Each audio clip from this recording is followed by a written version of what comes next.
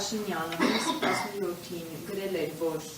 հոգևորականների, բարեգործներին միշտ պասիվացնելու սպառնալիք է հնչեցել, իսկ Սամվել Կարապետյանը ԱԱԾՄ կողմից արդեն հայտարարել է Փաշինյանին տուն ուղարկելու նպատակների մասին։ Այս ամենը եթե հաշվի ենք առնում, այս քննությունը կարելի է անվերջ ձգձգել, հա, օրինակ մինչև 26-ի ընտրությունների առաջ,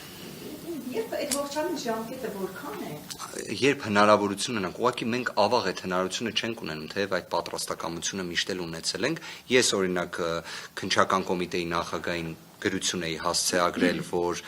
քննչական խմբի ղեկավարին կարգապահական պատասխանատվության ենթարկելու հարցը քննության առարկա դարձնի, ելնելով իր դրսևորած անգործությունից, որը մինչ օրս շարունակվում է, իմ այդ գրությանը հասցեագրված քննչական կոմիտեի նախագահին պատասխանել էր հենց այն քննչական խմբի ղեկավարը, ում վերաբերյալ ես գրել էի քննչական կոմիտեի նախագահին։ Պատասխանել էր, որ ինքը գտնում է, որ ինքը ոչ մի թերություն չունի իր կատարած դատավարական գործողություններում։ Հետևաբար, երբ մյուս անգամ դուք հնարավորություն ունենաք, կարող եք հարցնել, ոնց է ստացվում, որ վերջին 5 ամսվա ընթացքում Հայաստանի Հանրապետությունում հարուցվում են 3 ենթադրյալ դեպքեր կոչի դրվագով։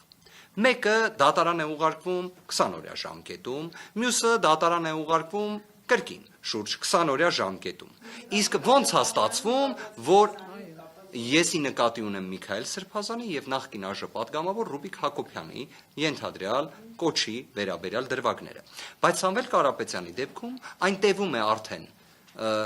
5 ամսից 2-3 օր է պակաս, բայց դեռ դատարան չի ուղարկվում։ Մյուս հարցը ես կռահեցի դուք ինչի նկատի ունեք, այո, քրեական դատավարության օրենսգիրքը հստակ ժամկետ է նախատեսում ենթադրյալ ցանկացած միջին ծանրության հանցանքի վերաբերյալ։ Իդեպ կոչի դրվագը միջին ծանրության է։ Հայաստանի Հանրապետությունում միջին ծանրության ենթադրյալ դրվագով միջդատական վարույթում, այսինքն մինչև դատարան ուղարկելը, որ անձը լինի 5 ամիս կալանավորված, միջդատական վարույթում, ես տենց դեպք չեմ հիշում։ Միջին ծանրության միջդատական վարույթ 5 ամիս է, այսինքն այն լրանում է 3 օրից։ Ամսի 18 Այո, որ կասկածը փաստելու անհրաժեշտությունը կա։ Դրա համար պետք է ամեն կերպ ինչ անել, ասել, որ մենակ կոչը չի։ Կա նաև տնտեսական բնույթի մեղադրանք։ Եվ ով է գալիս օգնության։ Հայաստանի Հանրապետության Վճռաբեկ դատարանի հակակոռուպցիոն պալատը, հակակոռուպցիոն պալատի նախագահ ով էր հանդիսանում, խնդրում եմ դուք մի հատ հնարավորություն կունենաք ճշտելու կենսագրական տվյալներն էր։ Կասկածի 2 մեղադրանքով է տնտեսական, դե մի հատ նախկինում կար, հետո մի հատ էլ ավելացրեցին։ Մի հատ, ի սկզբանե հուլիս ամսին էր առաջադրվել, որը իդեպ շատ լավ հիշում եմ, վարույթային գործողության ժամանակ բոլորիս ծիծաղը եկել էր, երբ այդ մեղադրանքը ներկայացվում էր, ինչևէ,